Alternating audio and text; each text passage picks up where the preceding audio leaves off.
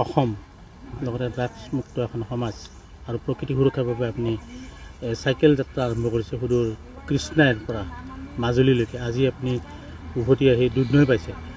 কি ক'ব আপুনি, কিয় এই এনেধৰণৰ কাৰ্যসূচী ল'লে আপুনি?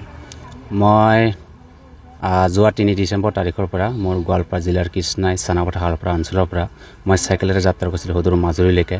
আৰু মাজুলীলৈকে যোৱাৰ মোৰ উদ্দেশ্য আছিল এই ধপাতৰ বিৰুদ্ধে সজাগতা বাৰ্তা যাতে উঠি অহা প্ৰজন্মৰ মাজত দিব পাৰোঁ বা ছাত্ৰ ছাত্ৰীৰ মাজত এক বাৰ্তাটো দিব পাৰোঁ।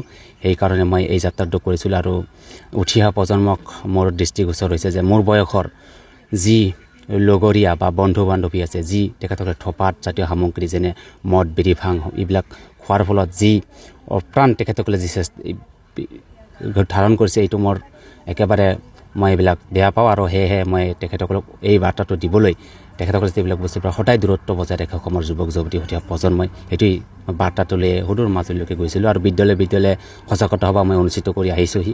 আৰু আহি আজি এই দুধনৈ পালোঁ। মোৰ আজি 12 দিন হ'ল। 12 দিন। কোন তাৰিখে গৈছিলে আপুনি? মই 3 তাৰিখে ওলাইছিলোঁ। 3 ডিচেম্বৰ 3 ডিচেম্বৰ তাৰিখে ওলাইছিলোঁ। 3 ডিচেম্বৰ তাৰিখৰ পৰা মই যাত্ৰা কৰিছিলোঁ মাজুলীলৈ। আজি 14 তাৰিখ, আৰু 14 তাৰিখত মই মোৰ গৃহ জিলা মই গোৱালপাৰাত আহি উপস্থিত হৈছোঁ। সেইটোমিতে ভৱিষ্যতৰ বাবে আপোনাৰ এনেধৰণৰ কাৰ্যসূচী থাকিব নেকি? মই ৰাইজৰ বাবে ভৱিষ্যতে মই এই ধৰণৰ কাম কৰি যাম। মই প্ৰকৃতিৰ লগতো কাম কৰি যাম। যিটো আমাৰ চালপৰা ফৰলেনৰ কাম চলি আছে, তাত মই গছপুলি ৰুবৰ বাবে মোৰ মনত ভাবি থৈছোঁ। আৰু গছপুলি মই ইতিমধ্যে ৰোপণ কৰিম। এইবাৰ এপ্ৰিল মে মাহত মই ৰোপণ কৰিম এই ৰাষ্ট্ৰীয় ঘাইপথত। আপোনালোকে দেখিবলৈ পাব ৰাইজে। আৰু এই ধৰণৰ বিৰুদ্ধে মই মাত মাতিছিলোঁ, নিচাৰ বিৰুদ্ধে মাত মাতি যাম যেতিয়ালৈকে অসমত বন্ধ নহয়। আজি যদি কৰ্ণাটক চৰকাৰে সিদ্ধান্ত ল'ব পাৰিছে ধপাতৰ বিৰুদ্ধে, আজি ঝাৰখণ্ড চৰকাৰে ল'ব পাৰে, আজি যদি তামিলনাডু চৰকাৰে ল'ব পাৰে, অসম চৰকাৰে কিয় ল'ব নোৱাৰে? আশা কৰিছোঁ অসম চৰকাৰেও ল'ব পাৰে। অসমৰ মুখ্যমন্ত্ৰী হিমন্ত বিশ্ব শৰ্মা ডাঙৰীয়াক মই এটা কথাই ইয়াৰ পৰা আহ্বান জনাব পাৰিছোঁ সংবাদ মাধ্যমৰ জৰিয়তে, আপুনি এই সিদ্ধান্ত লওক।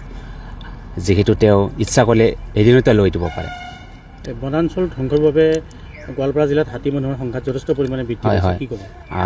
বনাঞ্চল ধ্বংসৰ বাবে হাতী মানুহৰ সংখ্যা বৃদ্ধি পাইছে। আচলতে হাতীৰ কোনো ভুল নাই, আছে আমাৰ মানুহৰ ভুল।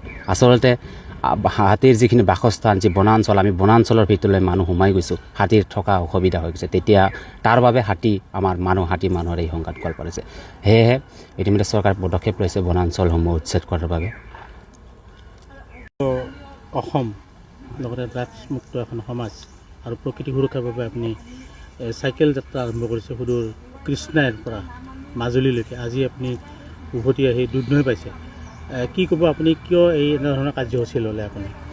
মই যোৱা 3 ডিচেম্বৰ তাৰিখৰ পৰা মোৰ গোৱালপাৰা জিলাৰ কৃষ্ণাই চানাপথা হালপাৰা অঞ্চলৰ পৰা মই চাইকেলেৰে যাত্ৰা কৰিছিলোঁ সুদূৰ মাজুলীলৈকে।